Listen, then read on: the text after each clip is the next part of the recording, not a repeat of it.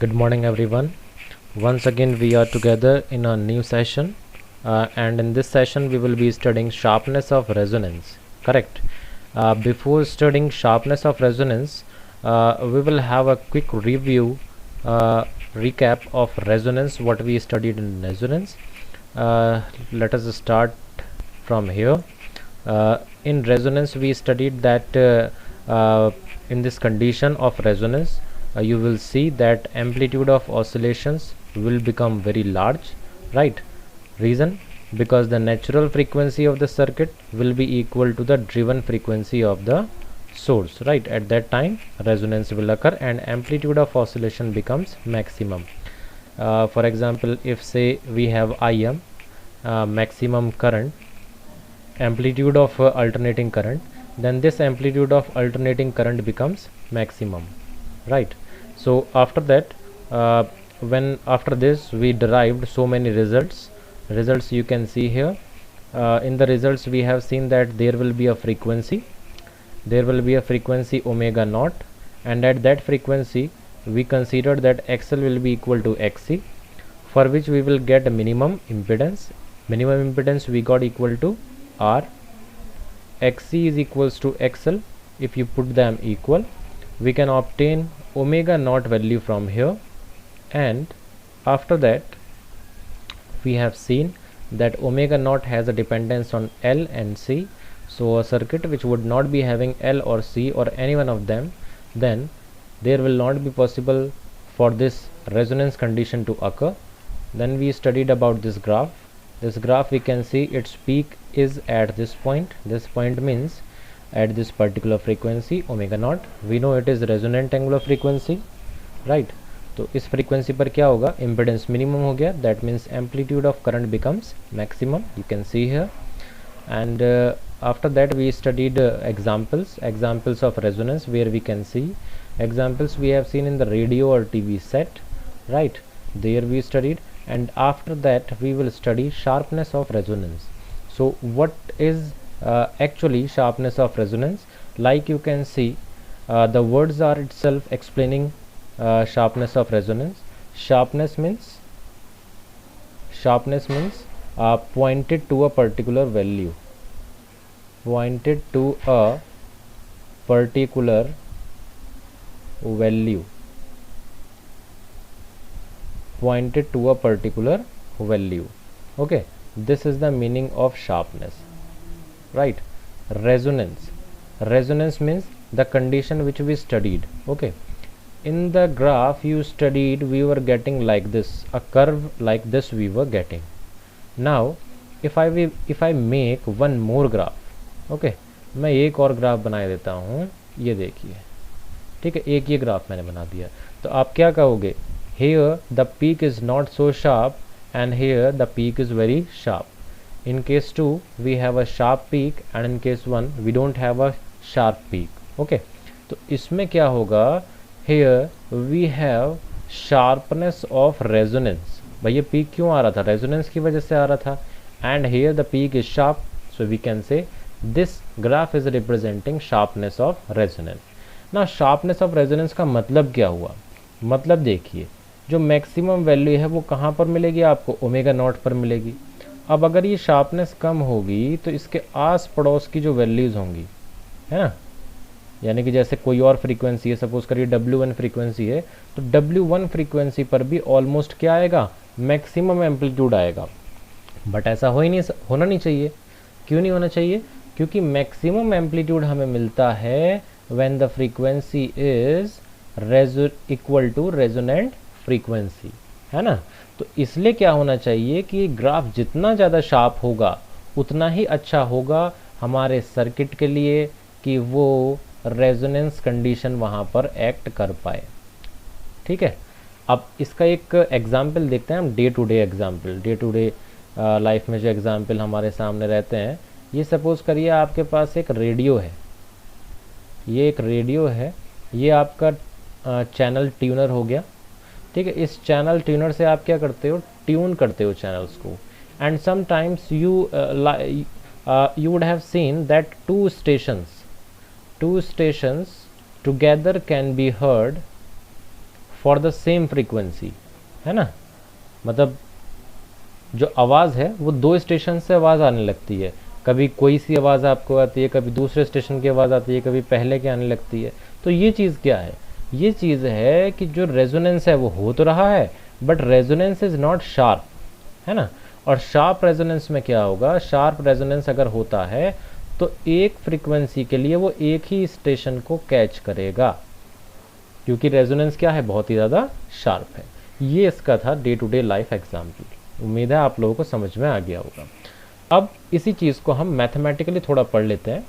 Amplitude of current, we know amplitude of current, it is given by Im is equals to Vm upon Z and Z is equals to under root R square plus this value, correct? It is XL and it is XC, right? The value of XL is omega L and omega C is 1 upon omega C.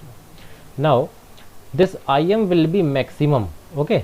Amplitude जो होगा current का वो maximum होगा। कब होगा maximum, when frequency of resonance occurs, that means omega जो frequency है वो ओमेगा नॉट के बराबर हो जाए, और ओमेगा नॉट किसके बराबर है, 1 अपॉन रूट एल सी के बराबर है, जैसा यहाँ पर आपको दिखा रखा है, ठीक है। तो अगर ऐसा होगा तो आई एम कितना हो जाएगा, आई एम हो जाएगा आई एम मैक्स, ठीक है। एम्पलीट्यूड ऑफ करंट क्या हो जाएगा, maximum amplitude current, maximum of amplitude current के बराबर हो जाएगा। कब, जब ओमेगा कितना होगा, ओमेगा नॉट के बराबर होगा, ठीक है। यही चीज़ हमने यहाँ लिखी, देखो, ठीक है। I M is equals to, I M is equals to, ठीक है, I M is equals to कितना था, वी एम अपॉन जेड, लेकिन आई एम की जगह हमने आई एम मैक्स लिख दिया। कब, जब जेड की जगह पर हमने लिखा आर, क्योंकि हम जेड को क्या ले रहे हैं, मिनिमम इम्पिडेंस मान करके चल रहे हैं। कब होगा मिनिमम इम्पिडेंस, रेजोनेंट कंडीशन में होगा, जब ये फ्रीक्वेंसी ओमेगा नॉट के इक्वल आ जाएगी, ठीक। चलिए जी, इसके बाद यहाँ तक हमें चीज़ें जो हैं समझ में आ गई। अब इसके बाद थोड़ा चलते हैं आगे। देखिए, for values of omega, for values of omega other than omega naught, मतलब जो आपकी रेजोनेंट फ्रीक्वेंसी है, अगर इससे कोई दूसरी फ्रीक्वेंसी आप लेते हो, कोई भी दूसरी फ्रीक्वेंसी आप ले रहे हो, जैसे यहाँ पर ओमेगा लिया, तो क्या होगा, amplitude of current is less than the maximum value. सीधी सी बात है भाई, ग्राफ कुछ ऐसे ही तो आता था, है ना। ये कहाँ पर है, ये ओमेगा नॉट पर है। अगर ओमेगा नॉट से कम होगी फ्रीक्वेंसी तो भी करंट कम है ना, एम्पलीट्यूड कम हो जाएगा। और अगर ओमेगा नॉट से ज़्यादा होगी तब भी करंट क्या हो जाएगा, कम हो रहा है दोनों ही तरफ। सिर्फ ओमेगा नॉट पर ये मैक्सिमम रहेगा। अब उसके बाद suppose we choose a value of omega. अब हम क्या करते हैं, ओमेगा की एक ऐसी वैल्यू लेते हैं for which current amplitude is 1 upon root 2 times its maximum value, जिसके लिए करंट एम्पलीट्यूड क्या हो जाए, आई एम की वैल्यू क्या हो जाएगी, 1 upon root 2 I max, sorry I max नहीं, एक मिनट बच्चों, हाँ, आई एम की वैल्यू जो है 1 upon root 2 I M max, इसके बराबर हो जाएगी, है ना। हमने एक फ्रीक्वेंसी मान ली ओमेगा, इस ओमेगा फ्रीक्वेंसी पर हमने क्या कहा कि जो एम्पलीट्यूड ऑफ करंट है इसकी वैल्यू कितनी हो जाएगी, 1 upon root 2 times of the maximum value of amplitude of current, है ना। यही चीज़ यहाँ पर लिखी थी। तो इस टाइम पर क्या होगा, जो पावर डिसिपेट होगी सर्किट के अंदर वो भी क्या हो जाएगी, हाफ हो जाएगी। इस टाइम पर जो पावर डिसिपेट होगी सर्किट के अंदर वो हो जाएगी हाफ, ठीक है। अब इसके बाद अच्छा, ये एक क्वेश्चन उठता है यहाँ पर कि पावर क्यों हाफ हो जाएगी भाई। देखिए, पावर क्यों हाफ हो जाएगी, पावर इसलिए हाफ हो जाएगी क्योंकि हमने पढ़ा हुआ है पावर इज इक्वल्स टू कितना होता था, आई एम स्क्वायर आर, यही तो हुआ करता था। आई एम स्क्वायर आर कितना हो जाएगा, I M max upon root 2 का स्क्वायर कितना हो जाएगा, 2 हो जाएगा, और ये कितना आ जाएगा आर। तो कुल मिलाकर ये कितना आया, 1 upon 2 I M max square R, ठीक है। ये तो हो गई पावर, और ये 1 अपॉन 2 क्या शो कर रहा है कि पावर हाफ हो चुकी है। ये इसका आंसर था बच्चों की पावर जो है हाफ हो जाएगी। तो power of the circuit becomes half, ठीक है। अब फिगर 7.16, इस फिगर में हम देखते हैं 7.16, ये है 7.16। अब इस 7.16 में हमने क्या करना है, दो फ्रीक्वेंसी लेनी है, ठीक है ना। दो फ्रीक्वेंसी लेनी है। वो दो फ्रीक्वेंसी कौन कौन सी होंगी, देखिए, मान लीजिए एक फ्रीक्वेंसी आपकी यहाँ आ गई, ठीक है, ये फ्रीक्वेंसी हो गई ओमेगा 1 और एक फ्रीक्वेंसी आ गई यहाँ पर, ये फ्रीक्वेंसी हो गई ओमेगा 2। दो फ्रीक्वेंसी आ गई आपके पास, 1/ओमेगा 1 और 1/ओमेगा 2। एक काम करते हैं, ये ग्राफ छोड़ो, इस ग्राफ को छोड़ो, मैं आपको अपने आप से ग्राफ बना करके दिखा दूंगा। ठीक है, वहीं पर चलते हैं जहाँ पर हम पढ़ रहे थे। चलिए भाई, हम यहाँ पर थे। ठीक है, मैं यहीं पर आप लोगों को ग्राफ बना करके दिखाता हूँ कि क्या क्या रहेगा, किस तरीके से रहेगा। देखिए, ये था आपका ग्राफ, ये आपका इस तरीके से कर्व आ गया था। ये जो वैल्यू है ये आपको मिलती है ओमेगा नॉट पर।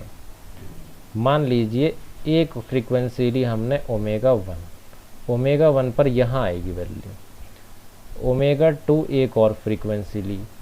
अब ये इस तरीके से है कि जितना ओमेगा नॉट से दूर ओमेगा 1 है उतना ही ओमेगा नॉट से ओमेगा 2 दूरी पर है। ठीक है, मतलब ये डिस्टेंस जो है बराबर है। ओके, अब इसका मतलब ये है कि ओमेगा 1 और ओमेगा 2 पर जो करंट की वैल्यू रहेगी वो सेम रहेगी, है ना। करंट की वैल्यू सेम रहेगी। ये कितनी होगी करंट की वैल्यू? ये होगी आई एम मैक्स, अरे फिर गलत लिख दिया मैंने, एक मिनट बच्चों, आदत पड़ गई आई मैक्स लिखने की। आई एम मैक्स अपॉन √2। यहाँ पर करंट की वैल्यू इतनी होगी इन दो पॉइंट्स पर। इसका मतलब सीधी सी बात है कि भाई इन दो पॉइंट्स पर अगर मैं पावर की बात करता हूँ तो पावर क्या हो जाएगी? हाफ हो जाएगी, जैसा कि अभी मैंने थोड़ी देर पहले डिस्कस करा था। अगर पावर हाफ हो जाएगी और मैं इन पॉइंट्स को नाम दूं ए पॉइंट और बी पॉइंट, तो ये ए और बी, ये जो दो पॉइंट हैं, ये कहलाएंगे आपके हाफ पावर पॉइंट्स। ये क्या कहलाएंगे? हाफ पावर पॉइंट्स कहलाएंगे। अब देखिए, ये ओमेगा 1 और ओमेगा 2 वैल्यूज हमने किस तरीके से ली थी, एक ग्रेटर और एक क्या हो जाएगी? स्मॉलर। तो ग्रेटर वाली इन्होंने ओमेगा 1 ली है, तो उसके लिए थोड़ा सा करेक्शन कर लेते हैं। ये जो है यहाँ पर हमें नेम चेंज करने पड़ेंगे बस इनके, बाकी सब चीज़ सेम रहेगी। ओमेगा 2 स्मॉलर ली है इन्होंने और ओमेगा 1 ग्रेटर ली है। अब ओमेगा 1 आपको यहाँ पर लिखी दिख रही है omega not plus delta omega. Omega 1 is equals to omega not, तो यहाँ तक हो गई, ठीक है, और डेल्टा ओमेगा हो गया ये आगे वाला पार्ट, तो इसको मैं यहाँ लिख देता हूँ डेल्टा ओमेगा। ऐसे ही ओमेगा 2 कितना आया? Omega naught minus delta omega. अब ओमेगा 2 पहले तो यहाँ तक हमने काउंट कर लिया कि भाई ओमेगा नॉट है, उसके बाद हमने इतना पार्ट जो है इसको माइनस कर दिया, ये कितना है? Omega not. तो फिर से आपका ये वाला इतनी जो लेंथ आ जाएगी या इतनी जो विड्थ आ जाएगी, ये किसको रिप्रेजेंट करेगी? ओमेगा 2 को रिप्रेजेंट करेगी, और ओमेगा 2 है omega not minus delta omega. ठीक है, ये चीज़ आप लोगों को समझ में आ गई होगी। नहीं समझ में आई होगी तो पूछना, वहीं पर जब वीडियो चल रही होगी तब आप लोगों को नीचे समझा दूंगा मैं। ठीक है, अब इसके आगे चलते हैं थोड़ा सा हम। ओके, चलिए मैंने रफ कर दिया, अभी आगे चलते हैं। एक मिनट में थोड़ा इसको, हाँ, इस तरीके से लिख लिया। Okay, now we can proceed. अब हमने क्या किया, इनका डिफरेंस कैलकुलेट किया, ओमेगा 1 और ओमेगा 2 का डिफरेंस आया इनका 2 डेल्टा ओमेगा। ये 2 डेल्टा ओमेगा जो है ये क्या कहलाता है? बैंडविड्थ कहलाता है। ये क्या कहलाएगा? Bandwidth of the circuit. ठीक है, quantity omega naught upon 2 delta omega, मतलब रेजोनेंट फ्रीक्वेंसी और जो बैंडविड्थ आई है। अगर आप ये रेशो लेते हैं तो ये रेशो किसके बराबर आता है? Measure of sharpness of resonance. यही आपको क्या प्रोवाइड करता है? शार्पनेस प्रोवाइड करता है। यही रेशो आपको शार्पनेस प्रोवाइड करता है। तो आप क्या करिए, रेजोनेंट फ्रीक्वेंसी कैलकुलेट कर लीजिए। आप कैलकुलेट कर लीजिए, क्या चीज़ कैलकुलेट कर लीजिए? बैंडविड्थ। दोनों को डिवाइड कर दीजिए, मतलब एक को डिवाइड कर दीजिए दूसरे से, और आपके पास आ जाएगा शार्पनेस। ठीक है, अब यहाँ से हमें क्या पता चलता है? देखिए, ओमेगा डेल्टा ओमेगा जितना कम होगा, ये जो शार्पनेस है ये शार्पनेस उतनी ही ज़्यादा होगी, क्योंकि ये इन्वर्सली प्रोपोर्शनल है ना, इन्वर्सली प्रोपोर्शनल है। To get an expression for delta omega, तो अब डेल्टा ओमेगा कैसे कम हो सकता है? तो उसके लिए हम क्या करेंगे, इसका एक एक्सप्रेशन हम डराइव कर लेंगे। वही एक्सप्रेशन डराइव करने की डायरेक्शन में अब हम बढ़ रहे हैं। ठीक है, चलिए जी, इसके बाद to get expression of delta omega, current amplitude I M is 1/√2 I M max. ठीक है, हमने ये मान चुके हैं कि ओमेगा 1 और ओमेगा 2 ये जो दो फ्रीक्वेंसी है इन पर करंट कितना हो जाएगा? 1/√2 टाइम्स हो जाएगा मैक्सिमम वैल्यू का। तो ओमेगा वन फ्रीक्वेंसी पर लिखा। देखिए आपके लिए आई एम की इक्वेशन क्या थी, आई एम आपके लिए था Vm upon √R² plus omega L minus 1/ωc², ये था। ओमेगा की जगह पर हमने रख दिया ओमेगा 1, तो आई एम कितना हो जाएगा, आई एम हो जाएगा आई एम मैक्स इंटू 1/√2। ये दोनों वैल्यूज़ हमने यहाँ पुट कर दी। देखिए आई एम की जो वैल्यू ये पुट कर दी हमने और ओमेगा की वैल्यू यहाँ पुट कर दी। ठीक, ओके, इतनी बात क्लियर हो गई। अब आगे बढ़ते हैं थोड़ा सा। ठीक है, यहाँ पर आ गए हम। इसके बाद क्या है कि भाई आई एम मैक्स की वैल्यू कितनी थी, आई एम मैक्स की वैल्यू थी Vm अपॉन R के बराबर, तो वो वैल्यू हमने यहाँ सब्सटीट्यूट कर दी।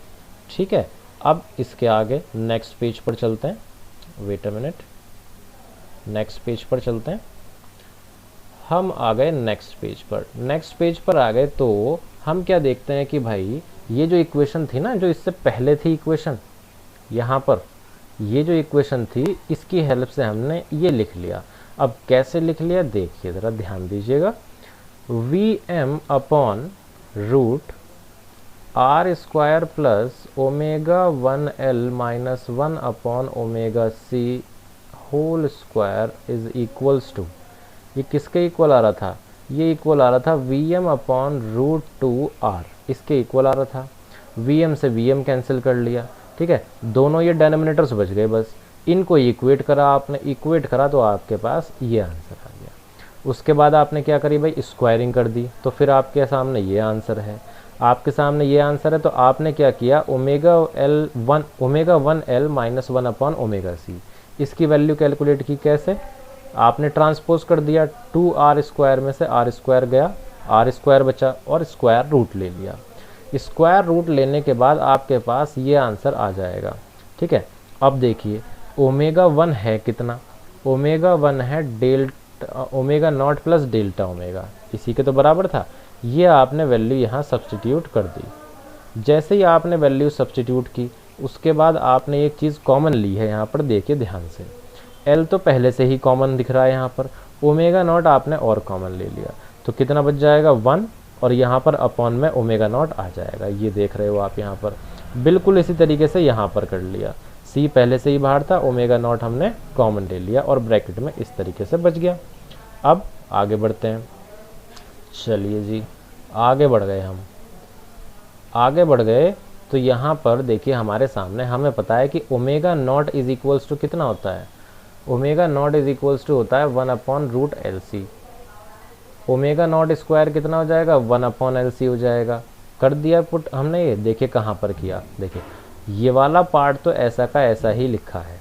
उसके बाद ω0c, या आप कह दीजिए कि 1/ω0c, इसकी जगह पर हमने ω0L लिखा। देखिए कैसे, इस ω0² में से एक ω0 मैं इधर ले जाऊंगा लेफ्ट हैंड साइड में, L क्रॉस मल्टीप्लाई करके इधर आ जाएगा, तो बचेगा ω0L is equals to ω0c। इसकी जगह पर मैंने ये सब्स्टिट्यूशन किया, यहाँ अपॉन में आ गया सेम चीज़ इज इक्वल टू R। इसके बाद आगे चलते हैं। चलिए जी, यहाँ देखिए अब हमने क्या किया, ये वाला ब्रैकेट आपका डेनोमिनेटर में है, जब न्यूमरेटर में जाएगा तो पावर हो जाएगी -1, and we can apply here binomials theorem. Binomial theorem को हम दो टर्म्स तक सीमित रखते हुए ये लिख सकते हैं कि इस ब्रैकेट का आंसर आ जाएगा 1 minus delta omega upon ω0। Binomial theorem we have applied many times in class 11, so I think it would not be a issue कि भाई इस ब्रैकेट से ये, मतलब इस चीज़ से ये कैसे आ गया। ठीक है जी, चलिए आगे चलते हैं हम। ω0L ये बिल्कुल वैसे ही लिखा है, और यहाँ पर आपने जो है सॉल्व करके ब्रैकेट को ये लिख दिया। इसको सॉल्व करेंगे आप, आपके सामने ये इक्वेशन आ जाएगी।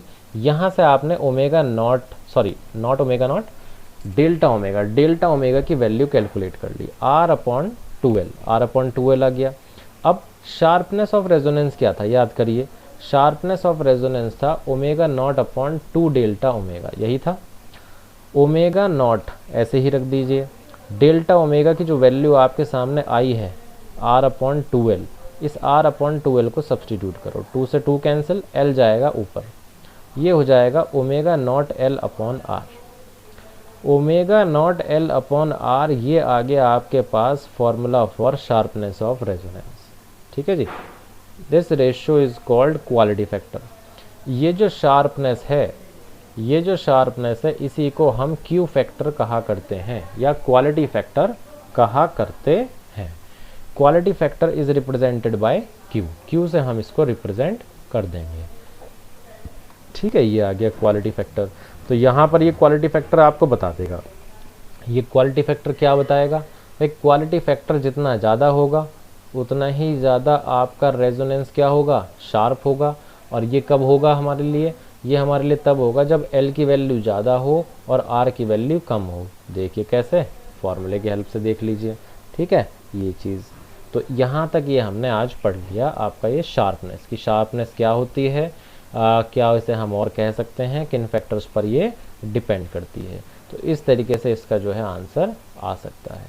एक ये क्वेश्चन है, क्वेश्चन हम कल कर लेंगे एक क्विक रिवीजन के साथ में, और साथ ही हम क्या करेंगे इसके बाद में हमारा नेक्स्ट टॉपिक आएगा power in AC circuit. Power in AC circuit बच्चों ये वाला जो टॉपिक है ना, ये टॉपिक आपका CBSE ने दिया है हटा। ठीक है, ये सिलेबस में नहीं है, जो न्यू सिलेबस आया है आपका उसके अकॉर्डिंग आपका जो पावर फैक्टर है, पावर फैक्टर, ये पावर फैक्टर जो है आप लोग नहीं पढ़ेंगे। और ये टॉपिक पूरा का पूरा पावर फैक्टर पर ही बेस्ड है। ये होता है cos phi पावर फैक्टर, ये हटा दिया हमने, तो ये तो हम पढ़ेंगे नहीं। ठीक है, इसके बाद नेक्स्ट टॉपिक की तरफ हम बढ़ेंगे। चलिए आज की इस वीडियो लेक्चर में इतना ही बहुत है। आप लोग रिवाइज करते रहिएगा। Till then take care.